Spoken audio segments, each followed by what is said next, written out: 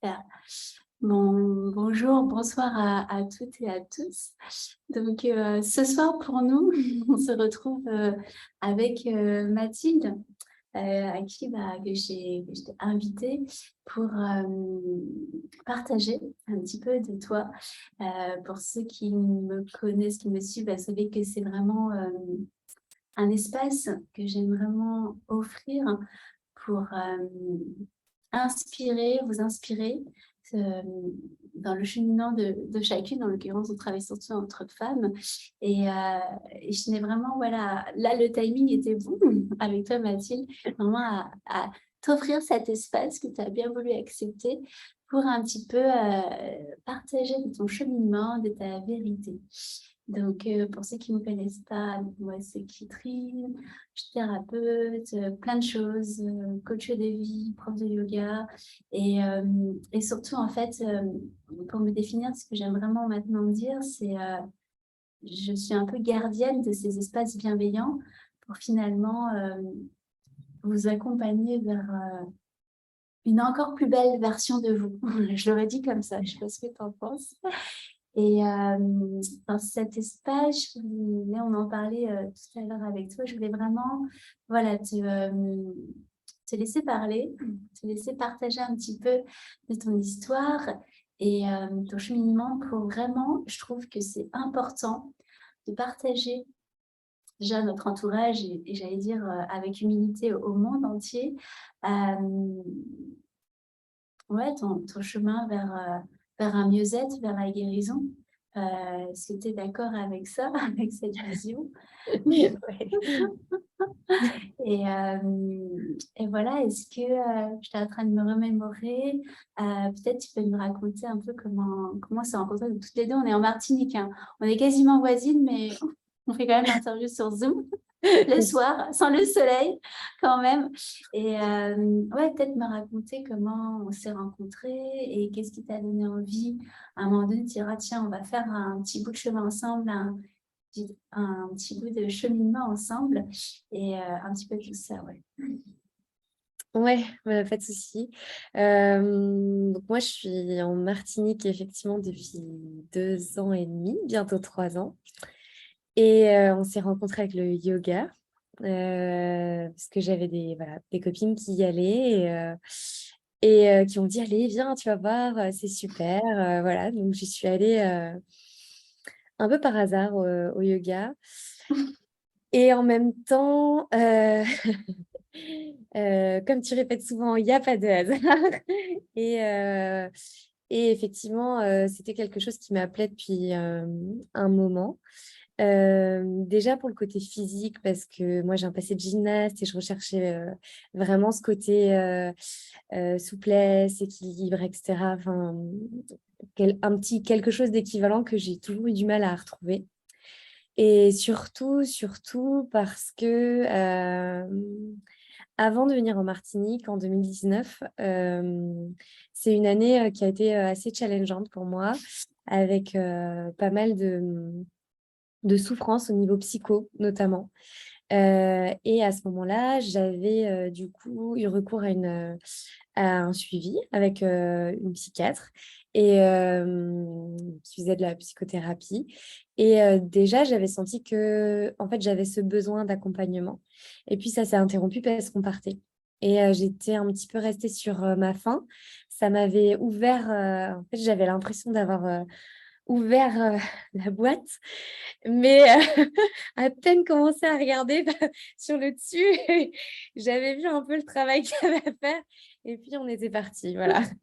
Et effectivement, on change de décor et cetera, donc on remet tout à plat et là, on se dit: «Ah bon, bah, en fait, ça va», mais bien sûr, ce qu'il y a au fond et justement dans la boîte est toujours présent et au moment où je suis arrivée au yoga, c'était de nouveau, je sentais que, et ben, c'était le moment pour moi de recommencer un accompagnement et D'accord. et ce qui m'a sauté aux yeux et aux tiens au yoga, c'est que j'étais, bah, complètement verrouillée, j'étais en dehors de mon corps, quoi. J'étais pas du Mm. tout, connectée, quoi, donc pas dans le C'était il y a ressenti. C'est ça, Ouais. et c'était il y a un an. Ouais, J'ai l'impression que c'était il y a et 10 l'été ans. dernier, ouais, c'est ça. C'est ça, l'été Ouais, dernier. Je me rappelle, tu étais venue et juste pour illustrer un peu, quand on se reconnecte à cette énergie, on en parlait ce matin, tu étais d'astreinte et ouais, tu répondais à des appels pendant le cours de yoga. Et moi, je me rappelle, quand je me reconnecte à ce que j'avais ressenti, je me suis dit, oh la pauvre. ouais. Je pense que pendant tout le cours, je me disais, faut pas que ça sonne, faut pas que ça sonne, faut pas que ça sonne. Donc, forcément, ça sonnait. Et,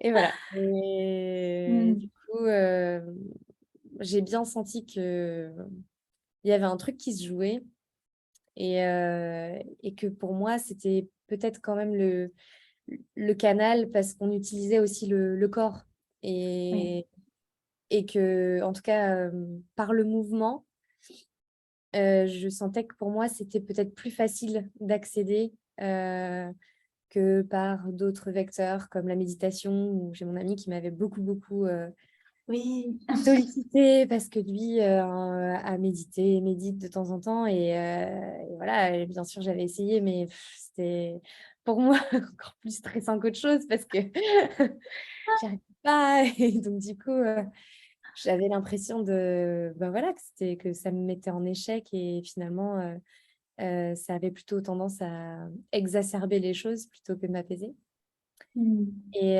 Ok. voilà et donc le yoga c'est vrai que pour moi ça a été la porte d'entrée vers, Hmm. l'accès à un peu plus de voilà, de reconnexion en tout cas, D'accord. Est-ce que tu te rappelles ce que tu avais ressenti tout justement, comment, ce que tu avais ressenti tout justement à travers ces premières pratiques en fait? ouais, heu, de l'agacement parce que surtout au moment de la relaxation finale et bah, là encore parce que je me retrouvais dans la situation, bah, de la méditation où en fait je voyais bien que, je sentais les autres comme ça là, en mode et moi, pas du tout quoi. J'avais, 12 000 idées qui faisaient, et et ouais, j'y arrivais pas quoi. Ah, j'adore. En fait, pour la petite histoire, c'est tellement, et sûrement tous les profs de yoga qui écoutent ou les thérapeutes, enfin, qui font ce type d'activité en relaxation, peut-être des sophrologues, j'ai tellement d'anecdotes similaires où j'avais des élèves, et on est d'accord que tous mes élèves sont thérapeutes comme toi, qui se mettaient très très proches de la sortie. J'en ai eu aussi, qui s'en allaient avant la relaxation. Ouais, En fait, ils voulaient juste le yoga pushy. On ouais. transpire, comme je dis, comme une serpillière qu'on presse et tout, on lâche tout pour lâcher le mental finalement. Et après, la relaxation, ah non, non, non, surtout pas. Ouais. Et en fait, je rigole parce que moi, si je reviens à mon moi d'il y a 10 15 ans, c'était exactement pareil. Et je me rappelle encore un cours que j'avais fait au Vietnam à l'époque où j'étais en formation. Et on avait fait genre 1 heure de pranayama, enfin même pas, peut-être une demi-heure. Et j'avais tiré la gueule tout le long en me disant, mais purée, je ne suis pas venue ici pour Pour faire ça. respirer, Ouais. pour faire ça. Je suis venue pour transpirer, vas-y, être en mode challenge, faire des pompes, des machins et tout. Et c'est vrai que je rigole parce que naturellement, bah, j'attire des anciens moi. Mmh. Et ce qui est génial, c'est que ça me fait sourire, alors qu'en temps normal, si j'avais pas confiance en moi, je me disais, oh là là, je me serais remise en question, je me dis, mais c'est pas bien ce que je fais. Et c'est fantastique de se rendre compte que bah, voilà, on attire à soi ce qu'on vibre et on attire des anciens moi. Et où finalement, tu viens chercher ce lâcher prise et cet agacement, il est là parce que tu ne le ressens pas. C'est ça. Et Mais parce que je ne ressens pas. Alors que maintenant, j'y vais à l'inverse pour la respiration et pour pour le à la fin, shavasana. ouais, la récompense de Ouais, justement voilà.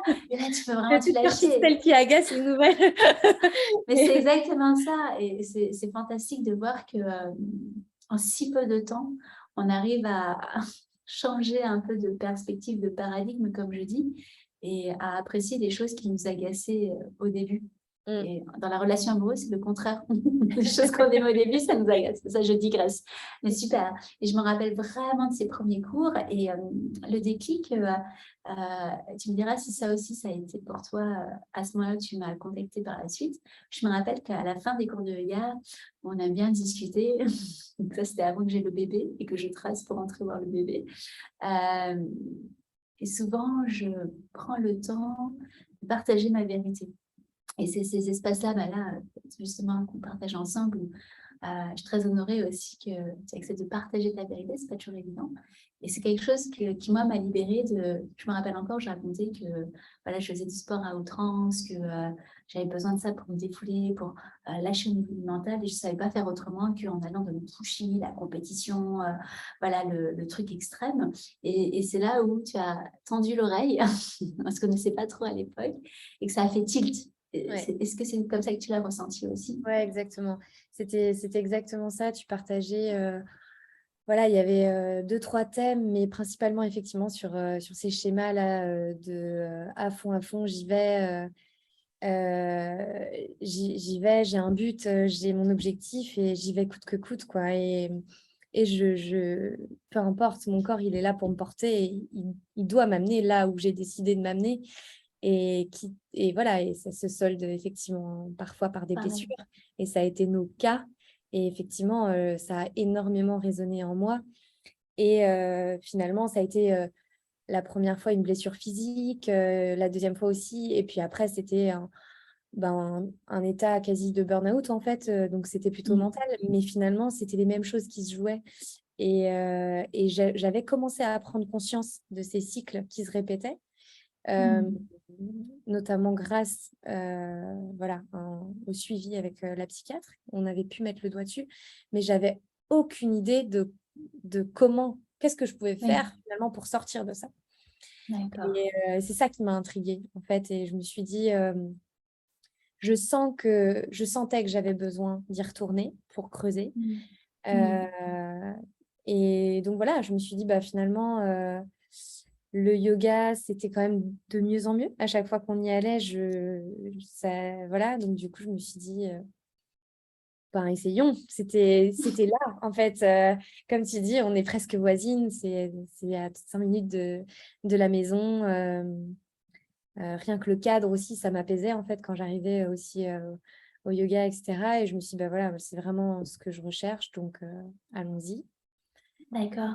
J'en ai Et parlé. justement, Ouais. oui, on avait fait ce, tu m'avais demandé, et justement, qu'est-ce qui, ça m'interpelle aussi, qu'est-ce qui, à un moment donné, donc en ayant fait ce travail avec ta première, enfin, avec ta psychiatre, qu'est-ce qui, à un moment donné, te dit, OK, le coaching, ça me dit, j'ai envie d'y aller, sachant que tu sais pas, qu'est-ce qui t'attend, qu'est-ce qui t'a motivé à passer le pas, déjà à me contacter, à t'engager?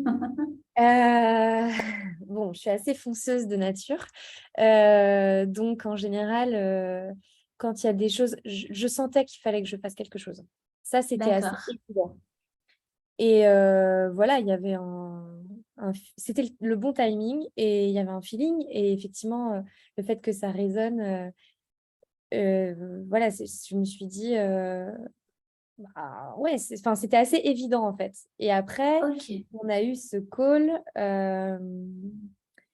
Et effectivement, j'ai bien compris que ce serait complètement différent de ce que j'avais pu expérimenter avant. Et du coup, j'étais assez curieuse. D'accord. Et donc, je ne me suis pas posé 10 000 questions, sinon j'aurais pu tergiverser pendant longtemps. Ouais. Et je dis, allez, banco, j'y vais. De toute façon, il faut que je fasse quelque chose. Voilà. D'accord. Et justement, il faut que je fasse quelque chose. Est-ce que tu aimerais décrire, partager comment tu te sentais quand tu Ouais. avais ouvert la boîte, tu disais, OK, là, il y a besoin de mettre des choses en place, sachant que tu avais déjà fait un travail sur toi, il y avait des choses qui avaient été mises en place et tout, Mm. mais aussi des choses très bien. Mais qu'est-ce qui t'est, justement, ces choses-là qui disaient, allez, non, là, il faut vraiment que je change. Et ben en fait, ça a été une situation, en fait, des situations qui se répétaient, des schémas que je voyais se répéter. et notamment avec mon compagnon ou au travail, ou voilà, des choses qui me faisaient me sentir vraiment envahie de pensées et Mmh. d'émotions négatives. Et souvent, c'était de la colère et de la frustration. Et, Mmh. et du coup, j'avais l'impression que, enfin, même pas l'impression, mais qu'en en fait, je n'avais plus le contrôle enfin, ça me dépassait et ça se répercutait sur les personnes au final que j'aime le plus, qui sont autour de moi. Et donc, du coup, bah, voilà, ça se manifestait aussi beaucoup par des problèmes de sommeil, une sensation de fatigue permanente. Je disais toujours que j'avais l'impression d'être prise dans une machine à laver, que en fait, Mmh. tout allait trop vite et que j'étais embarquée dedans.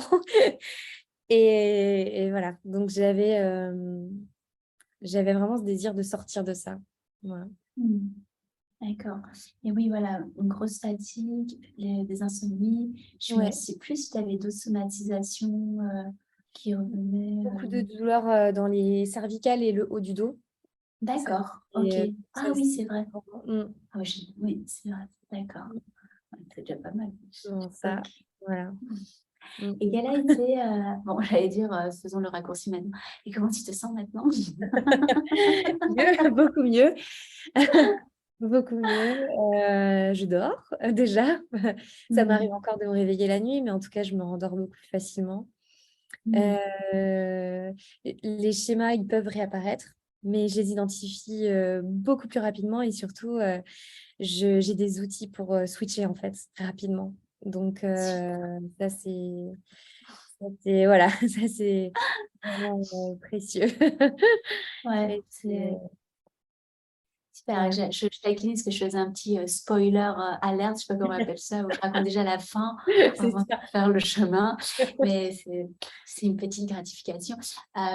Et là, effectivement, il y a tout le monde qui se dit, mais qu'est-ce que tu as fait, Mathilde? Mais j'ai écouté ce que Catherine m'a dit. Ah là Non. là. Non, non, on a beaucoup, ben, travaillé déjà, c'est passé par, bah, l'enfant intérieur, enfin la guérison de l'enfant intérieur et puis, en fait, vraiment, voilà, de bien, justement identifier ces schémas, de les nommer, de savoir vraiment, heu enfin, oui, lesquels étaient vraiment présents chez moi et voilà, d'où ça venait, d'être OK avec ça et en même temps du coup, de se dire: «Ben, OK, c'est comme ça que j'ai grandi parce que ça m'a servi à un moment, mais maintenant, c'est bon, je peux faire différemment» et donc réencoder ça, en fait, et ça passait beaucoup pour moi par mettre des actions concrètes, pour, Hmm. en fait, intérioriser le fait que, et ben, il y a d'autres façons de gérer, enfin d'appréhender les choses et que et d'expérimenter ça et surtout des bienfaits derrière que ça m'apporte, quoi. Ouais, quelle est la plus grosse clairvoyance, j'allais dire, entre la Mathilde d'aujourd'hui et la Mathilde d'il y a 1 an, c'était il y a pas si longtemps. Plus grosse clairvoyance, effectivement, tu parles de guérison de ton enfant intérieur, de schéma. Quelle est ta plus grosse clairvoyance ah ouais, il y avait vraiment ce schéma que j'avais pas identifié, en fait, qui du coup mangeait toute ton énergie, te mettait dans un cycle de fatigue, tout ça qui était. Ouais, si tu devais en choisir un qui a été Le déterminant pour toi. Ouais, le plus évident pour moi, qui, j'imagine assez commun quand on est thérapeute, mais c'est le sauveur, enfin le schéma du sauveur D'accord, aux victimes. OK. Et Mmh. puis c'est aussi quelque chose, d'assez transgénérationnel du côté, maternel, chez moi. Et donc ouais, c'est clairement celui-là. Et et avec, du coup, bah, cette identification, oui, au sauveur et qui se manifestait aussi, ben, notamment dans le milieu enfin dans tous les milieux, mais le choix Mmh. professionnel était aussi, en lien avec ça. Mmh. Voilà. C'est le plus, c'est le plus marquant, clairement. C'est le plus marquant et c'est surtout, enfin, tellement, comme tu as dit, très, très, commun à tous les thérapeutes, et moi y compris, hein, forcément. Et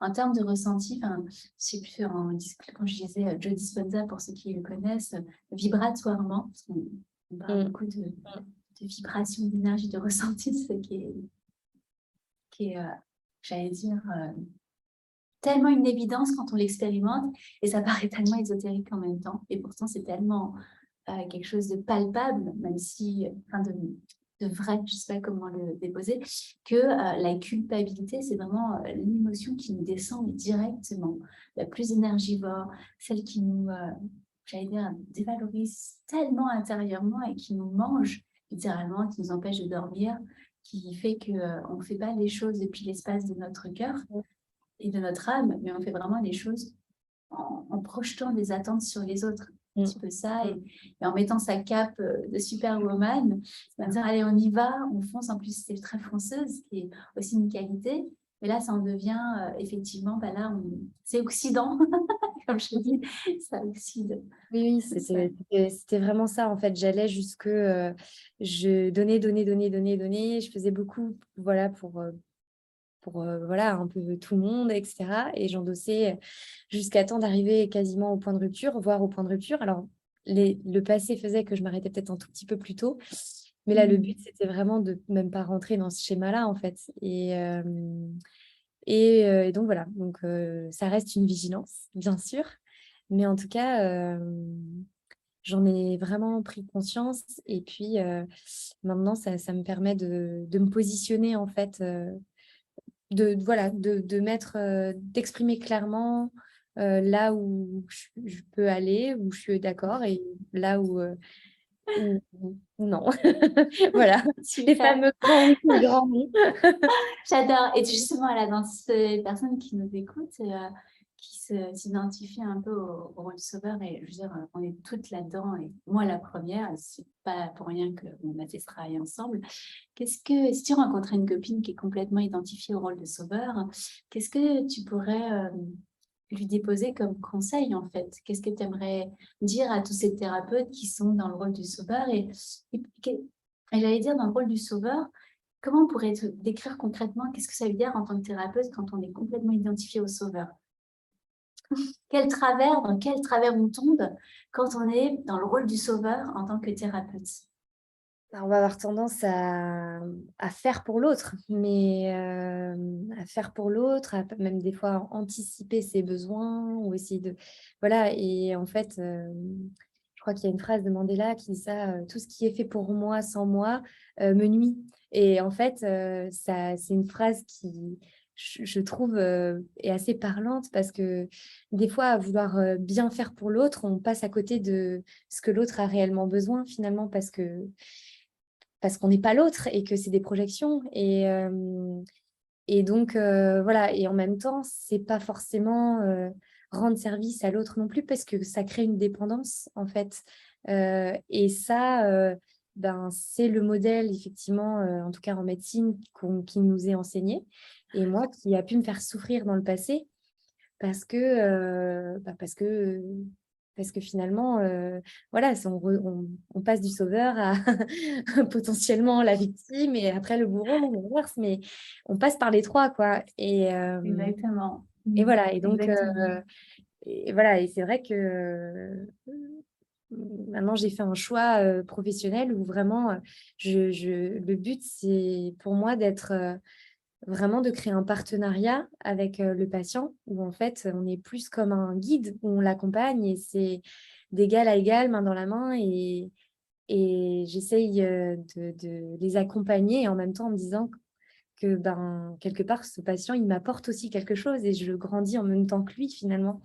Et ça m'enrichit beaucoup plus, et surtout j'ai l'impression de presque gagner en énergie, alors qu'avant j'avais le sentiment de ressortir lyophilisée, quoi, à la fin de la journée. Pressé comme un citron, Ouais, il n'y a ça. plus rien. Ah, mais c'est Ah. tellement ça, j'en ai des petits frissons quand je t'écoute, c'est exactement ça.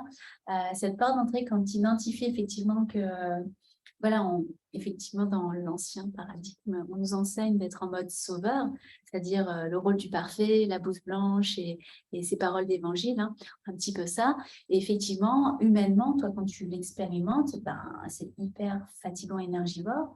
Surtout que, comme tu l'as très bien dit, on projette ce qu'attend, les attentes, les besoins, alors que nous sont concertés parce qu'on se met au-dessus dans le rôle du soir.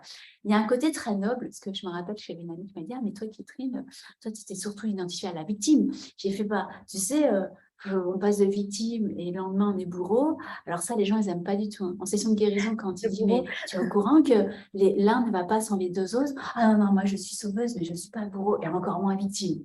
Et c'est vrai qu'on a une aversion sociale ou sociétale, comme dirait mon compagnon, pour ces connotations très péjoratives de bourreau ou victime. Personne n'a envie d'être le bourreau de quelqu'un. Personne n'a envie d'être le criminel, entre guillemets. Et personne n'a envie d'être victime, parce que ça fait un peu faible, un peu pauvre personne. Par contre, tout le monde aime bien être sauveur. Ça, on est plutôt d'accord, hein.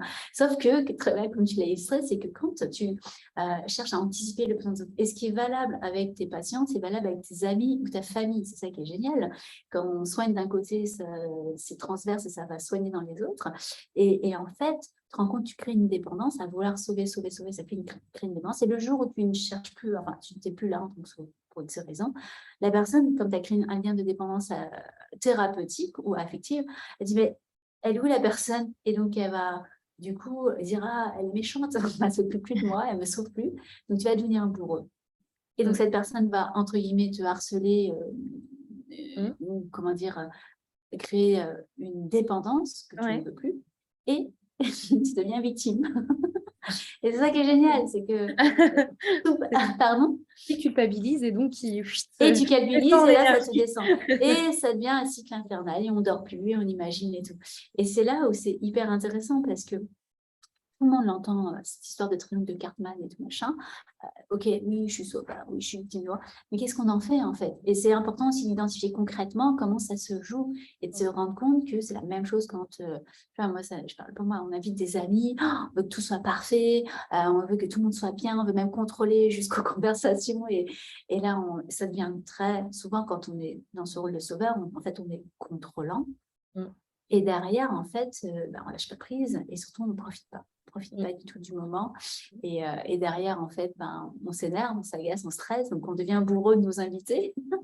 Et après, les invités nous en veulent et on devient victime. Je fais l'analogie quand on invite à dîner parce que finalement, c'est exactement la même chose qui se joue. Et ça, purée, mais j'allais dire, ça fait tellement de dégâts intérieurement. Ça nous vieillit de l'intérieur et de l'extérieur. Ça nous fatigue, comme tu dis. Et ce que j'adore, ce que tu as dit très bien, c'est que quand tu as conscientisé ça et transcendé avec différentes actions que tu as posées, que tu as choisies, c'est que tu mets vraiment ton patient au même niveau que toi et c'est un échange. Et il n'y a plus cette relation de dépendance ou d'assistanat ou de tout ce qu'on veut. Et tu vois, là, pas plus tard que tout à l'heure, je donnais un soin. Je disais, moi, j'adore donner un soin parce que je reçois autant que je donne. Et c'est pareil quand je vous donne cours de yoga ou quand je suis coach, entre guillemets, on fait des sessions ensemble. Oh, moi, je sors, mais galvanisée, mais en vibration haute. Et vous, c'est pareil. Et il y a vraiment cette vision pour moi et ce que tu partages et ce que tu vis que de cette nouvelle thérapie où c'est d'égal à égal. Et c'est pas parce que toi, tu es le thérapeute, à un moment donné, tu interviens, que tu es au-dessus ou qu'à un moment donné, tu es en dessous parce qu'il y a un supérieur hiérarchique. Non, tout est nivelé vers le haut et à égalité. Et il y a un véritable échange. Et ça, c'est plutôt challenge, je trouve, sachant que tu es médecin du sport, voilà, je fais à côté de ma maison, et que c'est pas commun, j'allais dire, comme vision de la thérapie. Qu'est-ce que... Moi, c'est quelque chose que j'ai découvert un peu par hasard au cours d'un stage en fait à l'internat où j'ai fait en fait le grand écart parce que je suis passée d'un service d'oncologie donc de cancérologie où c'était vraiment des personnes en plus en stade terminal etc. et où franchement ouais c'était émotionnellement très très éprouvant et après justement un centre en fait où on proposait de l'éducation thérapeutique. Donc le but c'est vraiment ça, c'est pour de la maladie chronique, en fait, d'accompagner le patient pour le faire monter en connaissances, en compétences, et pour qu'il gagne en fait en autonomie, qu'il devienne un peu l'expert de sa maladie, quoi, de sa maladie à lui, parce que pas de la maladie en général, mais de la sienne. Et du coup, on est très centré sur le patient, sur ses besoins, et ça ne peut pas se faire sans réel partenariat et sans réelle écoute et compréhension du patient. Et moi, ce qui m'a beaucoup, beaucoup plu, c'est qu'en fait, on rentre beaucoup dans l'intimité du patient, s'il l'accepte, bien sûr, et qu'en fait, on le voit cheminer et évoluer. Et en fait, c'était un peu le coaching. C'était pour moi, à un moment, je me suis dit, mais en fait, si je veux faire ça, mais en fait, ça doit commencer par moi. C'était un peu une mise en abîme. Et donc, j'avais moi ce travail-là à faire avant de pouvoir le faire avec mes patients. Et c'est devenu genre une espèce d'évidence. Je me suis dit, bah, t'es bête ou quoi? Comment t'as pu penser faire ça? Si, enfin, c'est guillemets, mais ah bah oui, mais c'est tellement évident. Et donc, du coup, Non, mais voilà. Parce que finalement, il y avait beaucoup de similitudes avec ce qu'on a fait nous. c'est Et, ça, euh, et et c'était c'est pas fini. exactement. Et ça sera un perpétuel cheminement. Et c'est ça qui est super chouette, en fait. Il y a pas de fin, quoi. On continue à évoluer tout le temps. C'est ça, super. Donc, vraiment, tu conscientises d'un côté donc, euh, ce besoin de guérison par rapport à ton enfant intérieur et des schémas de fonctionnement qu'on appelle d'auto-sabotage, si on veut, des identifications au sauveur, que tu transcendes vers quelque chose de beaucoup plus, j'allais dire, de co-création, donc bien ce mot, Mm. de partenariat, et du coup, en plus, surtout, presque j'allais dire, là, ce que tu mentionnes, c'est l'incarnation de ton discours. C'est ça. Et, et qu'est-ce que tu, justement, tu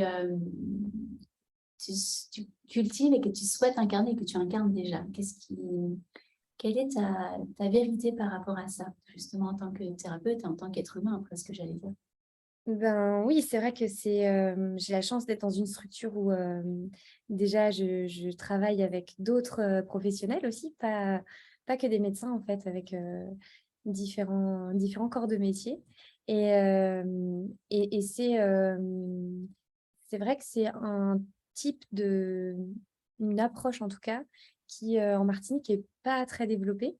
Et c'est vrai que on a vraiment envie de se dire. Enfin, voilà, justement, il y aurait vraiment besoin de développer ça et du coup de travailler avec d'autres confrères qui ont envie d'aller vers là et de pouvoir vraiment développer et offrir ça aux Martiniquais. Et voilà, pour permettre aussi voilà, de gagner aussi en autonomie et ça correspond tout à fait à l'actualité aussi. On entend partout qu'il manque de médecins, que blablabla, des choses. Mais finalement, pour moi, peut-être qu'il y a aussi à repenser le rôle du médecin. Et donc, si on est plus là-dedans, dans cet accompagnement et dans le fait de guider à un moment, il faut lâcher aussi la main du guide. Et donc, finalement, voilà, c'est plus un peu comme voilà, un passage de relais finalement. Et en tout cas, c'est la médecine que je veux pratiquer après et que Ouais. j'aimerais développer en Martinique avec ceux à qui ça parle. Donc voilà. C'est exactement ça. C'est souvent on l'entend tu sais, dans les enseignements que plutôt que de pêcher le poisson, enfin donner le poisson, tu apprends à pêcher, enfin tu C'est enseignes à ça. pêcher. C'est ça. Et tu l'as très bien dit, c'est cette notion d'autonomie. Et si Mm. on en revient, donc vraiment c'est une très belle vision et moi enfin moi j'adore parce que je trouve qu'on tend véritablement vers ça et encore plus à juste titre parce que toi-même tu l'as expérimenté. Mm. Et presque, j'allais dire, est-ce que pourrais nous partager en quoi toi, tu as gagné en autonomie, presque, j'allais dire, en autonomie de guérison? Qu'est-ce que tu as conscientisé pour toi, qui marche pour toi, comme quand tu parles de ton patient, il apprend à connaître sa maladie et presque, j'allais dire, son chemin de bien-être, si on veut réencoder tu vois, on Mm. va tourner le regard vers la santé, la guérison. Quelles sont, toi, tes clés de bien-être et de guérison finalement aujourd'hui? Dans les outils, en fait, quand j'identifie les schémas qui reviennent, c'est ça? C'est la question, ouais, entre autres.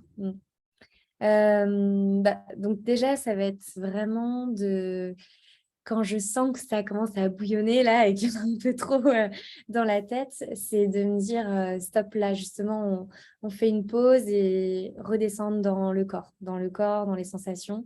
Donc ça passe pour moi beaucoup par le plaisir de l'activité physique, parce que j'ai toujours fait du sport et ça m'apporte beaucoup. Donc il y a le yoga, c'est vrai, pour ce côté aussi détente, etc. Et puis la course à pied, pour moi, qui m'apporte beaucoup. Et puis la connexion à la nature, le fait d'être dehors, d'être dans les éléments, soit l'eau, on a la chance d'avoir la mer partout et surtout sur la presqu'île, ou le jardin, d'être en nature, dans la nature, ça m'apporte beaucoup. Et puis, ce que j'ai appris à faire, ce qui n'était pas du tout acquis et qui faisait pas du tout partie de mon quotidien chez moi, c'était vraiment de m'accorder des temps pour moi et notamment des temps de douceur. Donc des soins, du temps pour m'occuper de mon corps, des choses comme ça. Et ça, voilà, je l'ai appris et je prends plaisir et c'est de plus en plus naturel. Donc voilà, ça c'est vraiment quelque chose qui me fait du bien. Donc voilà. Super, super. Et parce que j'allais dire en t'écoutant aussi, quand je me reconnecte à la Mathilde d'il y a 1 an et celle d'aujourd'hui, je crois que le plus gros, ce que moi j'ai pu presque, c'est toujours un spectacle magnifique, c'est une acceptation de toi, une acceptation de soi, dans tout ce que tu es. Un peu quand on se dépouille un peu de toutes ces croyances, la croyance qu'il faut être parfaite pour être aimé, qu'il faut être sauveur, tout ça.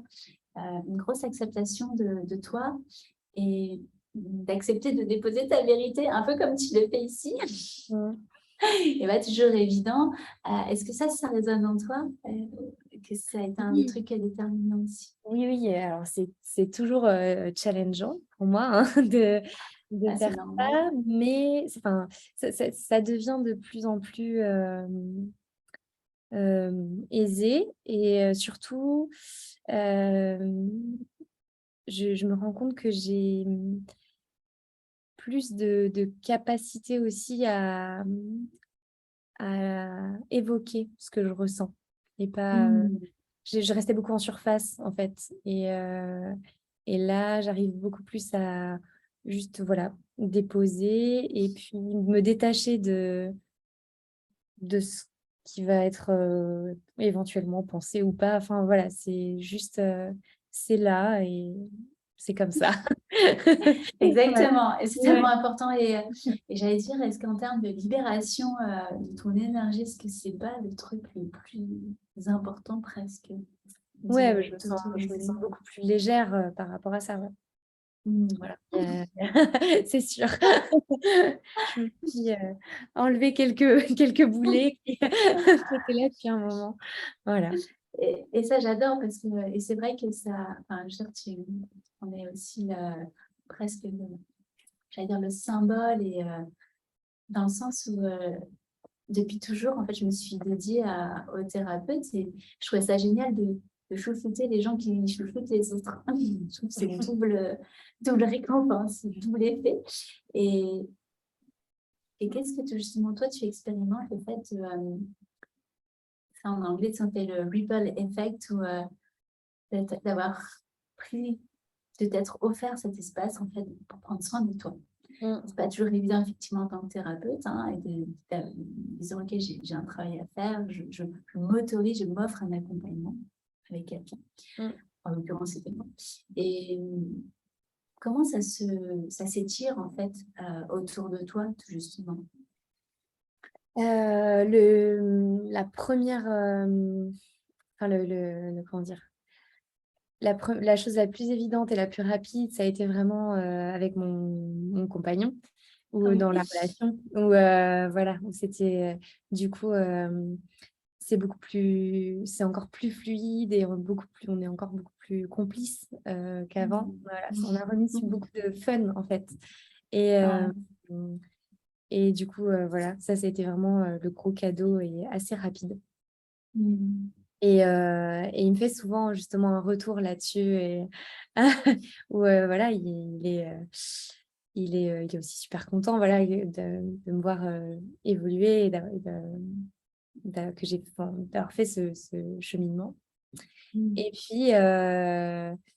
Et puis après, ça va être avec la famille et les amis un peu aussi, et surtout dans le milieu pro quand même. Là, dernièrement, ça commence aussi à bouger, donc c'est chouette.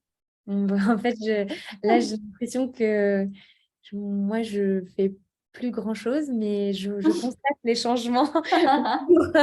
Et c'est comme si je récoltais les fruits là. Ouais, J'ai semé et puis là, c'est la saison de la récolte. Et c'est trop génial. chouette. Ouais, Mm. et c'est ça qui est génial, c'est que je trouve que ça prend tellement de sens quand, en tant que thérapeute, avec quoi, ce rayonnement, c'est une forme de responsabilité et puis de leadership. Hein. Moi, j'aime vraiment ce terme de leadership thérapeutique, féminin, tout ce qu'on revendique, j'adore. Où finalement, tu te rends compte que en faisant le travail sur toi, tu as moins à faire autour de toi et tu récoltes encore plus. Quand je dis tu récoltes, oui, tu récoltes encore plus de victoires, de beauté, de guérison, de choses vraiment sympas. Et qu'en plus, toi, tu, tu montes en fait Mm. en énergie, en rayonnement, en compétence, si je puis dire, et en talent presque. Et toute cette énergie que tu as gagnée, que tu passais à culpabiliser, à essayer de sauver, toute cette énergie que tu as récupérée, du coup, tu peux la mettre à contribution pour contribuer vraiment à des beaux projets que tu as un petit peu mentionnés. Et ce que je faisais, c'est on prendra le temps dans notre échange, vraiment, pour justement partager cette vision, Mm. inspirer d'autres thérapeutes comme toi qui ressentent ce besoin d'autonomie vers plus de joie, plus d'énergie, et que peut-être ils se disent ah, je ne sais pas comment faire, et que de pouvoir les inspirer sur ce chemin-là, et ça c'est génial. Et, super. Et je crois qu'on a fait pas mal le tour d'1 an de cheminement qui ne sont pas C'est terminés. ça. Genre, on est là, ma vie, et surtout moi y compris. Mm. Mais j'allais dire presque s'il y avait une chose que tu aurais eu envie de dire à la Mathilde il y a 1 an, qui était en souffrance, bien sûr, hein, qu'est-ce que tu aimerais lui dire? Lâche. Lâche prise. Ouais, c'est ça. Super, C'était ouais. ça, hein. Fallait lâcher. Mm, C'est souvent ça. ouais, On lâche super. et la magie opère. C'est tellement. Et un gros coup sur la tête, ça peut aider. Enfin, la tête du mental et de l'ego, ça aide aussi. Ouais. Super. Mm. Super. Mais je crois qu'on a fait le tour, en tout cas, de cette partie-là, de ton cheminement, de ce qui a marché pour toi, des déclencheurs aussi, et un Mm. petit peu ce qu'il en est, ou encore tellement de belles choses, beaux projets. Et puis ouais, enfin, j'allais dire presque, il suffit que. Enfin, moi, ce que j'adore, c'est quand je me pose la question, est-ce que tu te sens belle? Est-ce que tu te sens belle? Oui, oui. Oui. Super. Donc, c'est le Oui, plus attends. important. Et tu es fière de toi. Ouais, C'est le ouais, ouais. plus Non, important.